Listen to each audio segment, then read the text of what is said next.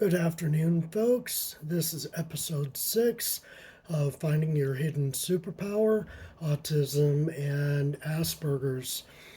So, what I want to talk about today is more about the concept of neurodiversity and where it's coming from and how it can be proven scientifically.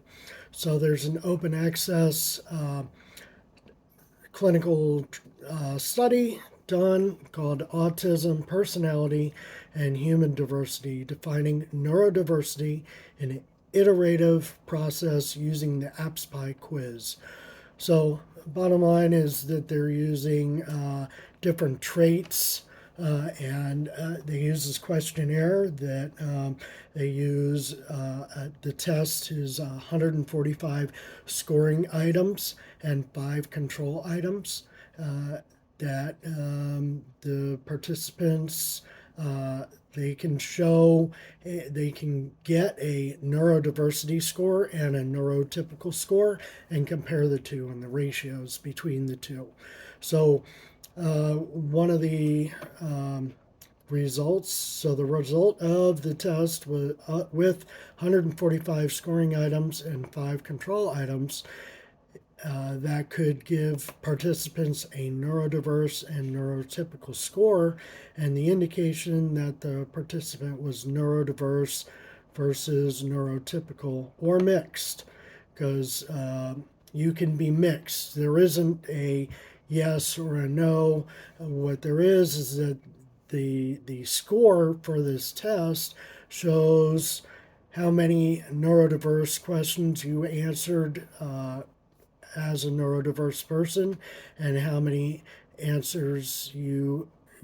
questions you answered compared to how neurotypical you are. So you can be mixed. That's the idea of the Aspie quiz and the Aspie concept, is that there's different areas, different traits that we can be neurodiverse in and neurotypical in. And so our neurodiversity is going to be shown to better understand ourselves as a person holistically. So there is a possible difference in the racial prevalence in that needs further research. The results correlated to many disorders defined by psychiatry and also with several factors in personality tests. The people who have been diagnosed with these disorders had considerably higher neurodiversity scores. The idea that neurodiversity was at the extreme end of the norm distribution was not supported. Rather, it was found that neurodiversity has its own normal distribution overlapping typical traits.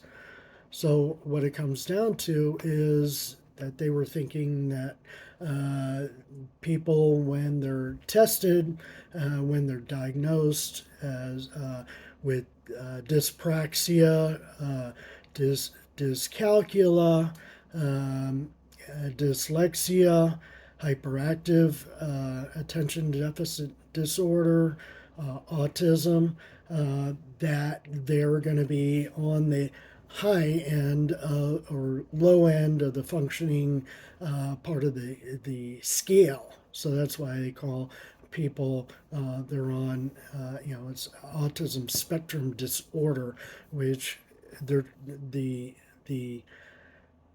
people were thinking that when somebody's autistic, they're going to be low end of a lot of the spectrum on a lot of different things, in which that's not true. And that's why autism is looked at, when it's actually looked at, it's much different than what people think. There's a stereotypical mindset in the general public that is thinking that because they only see the low end of the spectrum, because that's more obvious to see. But there are a lot of people out there that have these difficulties that could be recognized as autistic or with Asperger's without the the people even knowing and without culture even recognizing.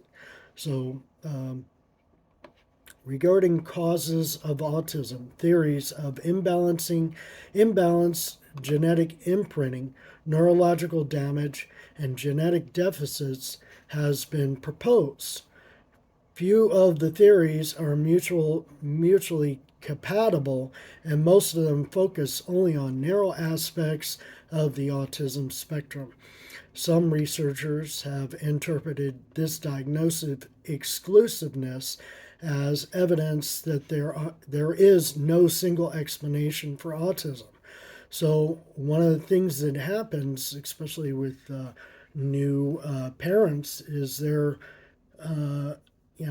all of a sudden their child gets diagnosed with autism, and they compare the amount of autistic children now compared to 20, 30 years ago.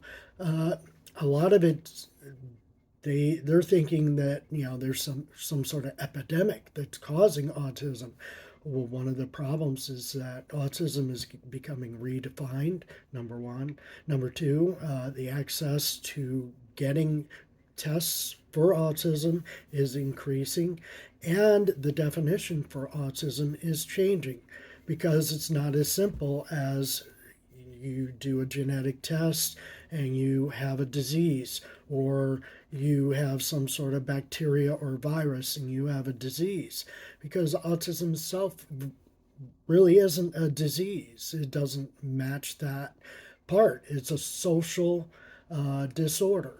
It's the person's inability to get along socially, and there are many factors for that. So the epigenetic factors uh, may may be less than 1% of autism. Yeah, they say that there's no single gene mutation that could account for more than 1% of autism. So, out of all the people that are diagnosed with autism, only 1% have this one single gene mutation, which means nothing.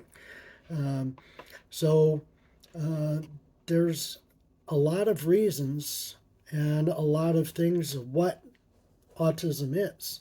And so that's the idea behind my podcast, is that I may have Asperger's, but I don't even know the true definition of what that means or how it's affected my life. And I know, socially, it's been difficult, but that's just part of life. Some people are wallflowers, and other people are social butterflies, and there's a whole spectrum in between that. So we will dive more into this idea of neurodiversity in the future. And so with that, I'm just going to end this, and then tomorrow we'll talk more about neurodiversity. But we'll have to see. Have a good day.